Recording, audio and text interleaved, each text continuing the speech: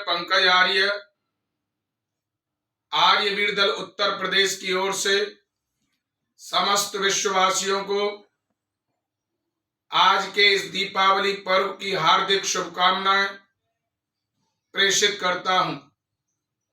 बंधुओं, आप इस देश में और पूरे विश्व में आपके लिए यह दीपावली खुशहाली, शांति, समृद्धि का पर्व बने, इन मंगल कामनाओं के साथ मैं आपको इस दीपावली के पावन पर्व के उपलक्ष्य में कुछ चर्चा करना चाहता हूं। बंधुओं, यह पर्व अति प्राचीन पर्व है, अनादि काल से मनाए जाने वाला पर्व है। इस पर्व का नाम महर्षि प्रवर देवदयानंद जी महाराज ने नव सस्य एष्टि पर्व के नाम से शारदीय रखा गया था। और नव कहते हैं नए को, सस्य कहते फसल, इष्टि आना, अर्थात नए अन्न की खुशी में मनाए जाने वाला पर्व नव सस्येष्टि पर्व कहलाता है। इसको मध्य में इसका नाम दीपावली पड़ गया था। दीपावली शब्द दो शब्दों से मिलकर बना है, दीप धन अवली, अर्थात दीप कहते हैं दिए को, अवली कहते हैं लाइन, कतार, पंक्ति को। दीपों की लाइन, दीपों को एक उत्सव, महोत्सव, दीपोत्सव नाम से इसको जाना जाता है। लेकिन दिवाली जो नाम है वो बिगड़ा हुआ अपभ्रंश नाम है। दिवाली का कोई महत्व नहीं है, इसका शुद्ध नाम है दीपावली। बंधुओं, यह पर्व आज कालांतर में अनेक भ्रांतियों के द्वारा जो माना जा रहा है। कुछ लोगों का कहना है कि आज के ही दिन राम और सीता दोनों वन से वापस लौट करके अयोध्या आए थे। कुछ लोगों का मानना है कि गौतम बुद्ध आज के ही दिन ज्ञान प्राप्त करके अपने राज्य में वापस लौटे थे। कुछ लोगों का मानना है कि महावीर जैन के आने से इस पर्व को मनाया जाता है।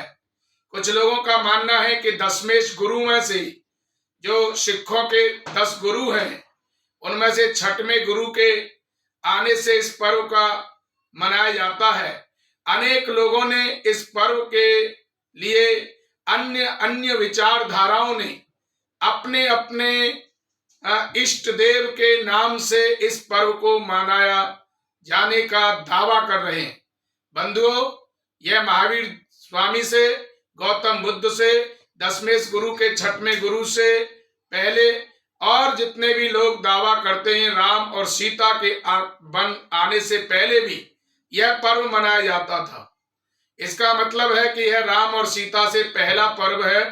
उनके पिता दशरथ ने भी मनाया है, उनके पिता आज रघु और दिलीप आदि, और उनकी पीढ़ियों में सगर, मानधाता जैसे और मनु जैसे लोगों ने भी इस पर्व को मनाया है। बंधुओं, हमारे जो पर्व हैं, पर्व संस्कृत में गांठ को कहते हैं, जोड़ को कहते हैं। जब एक ऋतु दूसरी ऋतु में जुड़ती है तब हमारे ऋषियों ने पर्वों का निर्माण किया है।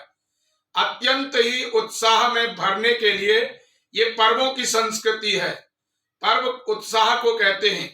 संस्कृति हमारी पर्वों की संस्कृति है, अर्थात समय समय पर हम उत्साहित होते रहें और उत्सव मना करके अपने मन को प्रसन्न करते रहें। यह पर्वों में सब जो 4 पर्व हैं वो मुख्य हैं।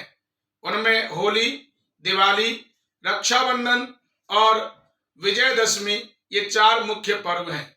4 ही समाज के शत्रु हैं, अन्याय, अभाव, अज्ञान और अलगाव। चारों शत्रुओं को मारने के लिए पहला जो पर्व है वो श्रावणी पर्व है। समाज का पहला शत्रु अज्ञान होता है। ब्राह्मण इस दिन संकल्प लेता था कि मैं अज्ञान को नष्ट करके ज्ञान की स्थापना करूंगा। दूसरा जो पर्व है वो विजयदशमी का है। इस दिन क्षत्रिय संकल्प लेता था कि मैं अन्याय को समाप्त कर दूंगा। तीसरा जो पर्व है वो दीपावली का पर्व है। इस दिन वैश्य समाज का तीसरा शत्रु जो होता है वो अभाव होता है। इस दिन संकल्प लेता था कि मैं संसार के अभाव को नष्ट कर दूंगा। और चौथा है अलगाव, सब मिलकर के सेवक शूद्र आदि, जो शूद्र उसको नहीं कहते हैं जो अछूत है, जो ब्राह्मण नहीं बन सका है, जो क्षत्रिय नहीं बन सका है, जो वैश्य नहीं बन सका है, वो सबकी तीनों की सेवा करने के लिए वो शूद्र है। सेवा का कार्य करना है उसको, और अलगाव दूर करने के लिए सब लोग, सारे लोग मिलकर के शूद्र के साथ संकल्प लेते थे कि हम समाज के अलगाव को दूर करेंगे। बंधुओं, आज दीपावली के पावन पर्व पर दीपावली की चर्चा हम करते हैं कि दीपावली के दिन आज इस पर्व को बहुत ही घिनौना और गंदा बना दिया है। अनेक प्रकार के प्रदूषणों की हमारी संस्कृति नहीं रही है। हमारी संस्कृति शांत और पूजा पद्धति आध्यात्म से जुड़ी संस्कृति है, लेकिन आज इस पर्व को बहुत घिनौना और प्रदूषित कर दिया गया है। आज हम अनेकों प्रकार के पटाखों से ध्वनि प्रदूषण कर रहे हैं, वहीं वायु प्रदूषण कर रहे हैं।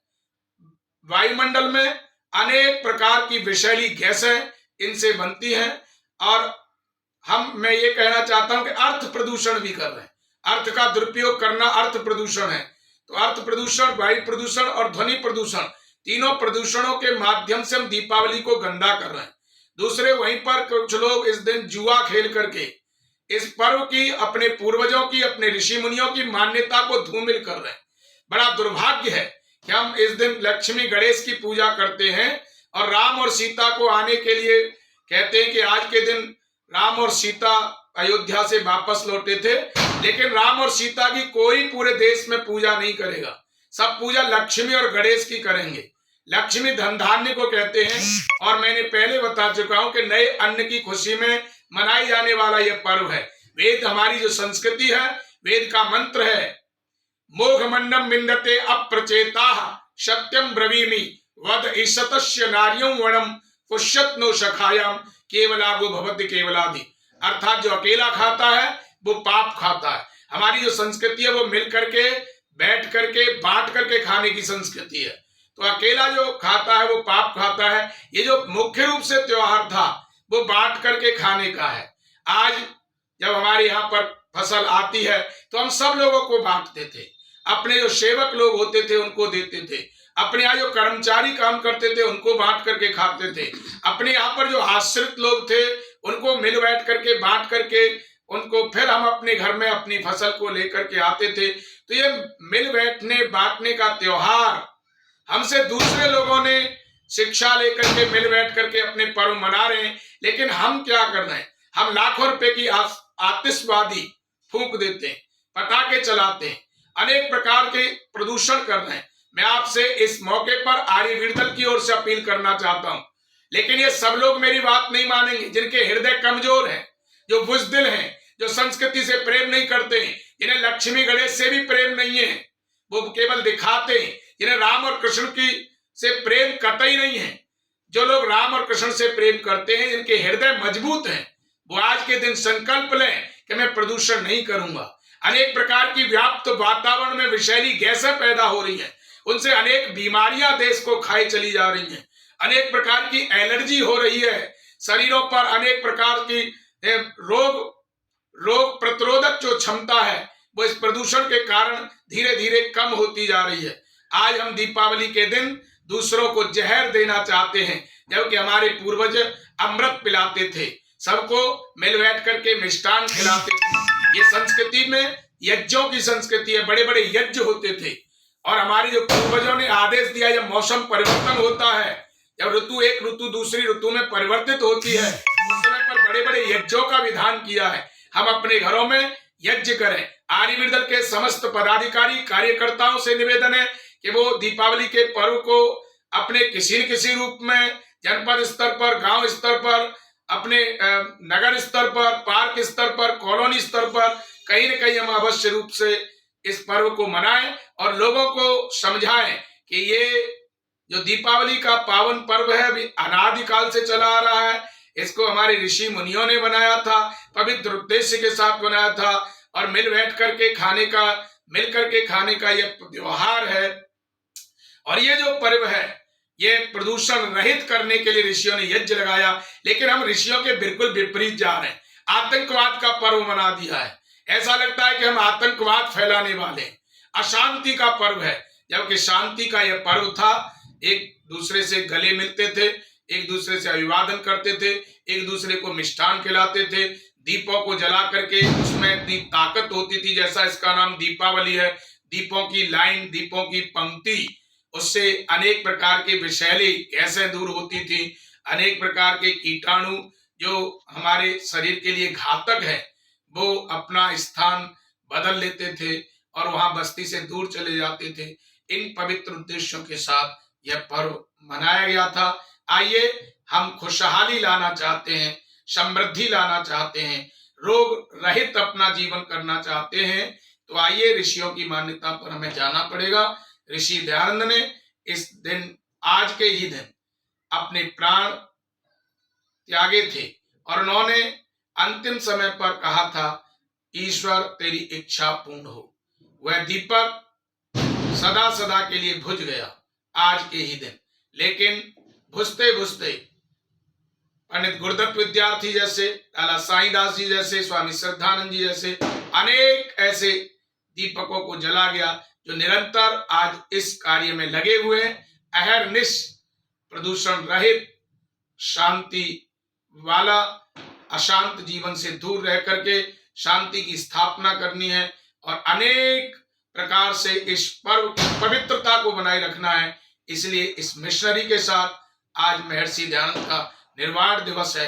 मैं उनको सच्ची श्रद्धांजलि देता हूं कि हम भी उनकी तरह अहर्निश दिन रात इस मिशन में लग करके उनके प्रति सच्ची श्रद्धांजलि तब होगी कि हम उनके ही बताए हुए सिद्धांतों पर चलकर और उनकी तरह जन जन तक जन कल्याण और जो उन्होंने उद्देश्य बताया संसार का उपकार करना, इस समाज का मुख्य उद्देश्य है।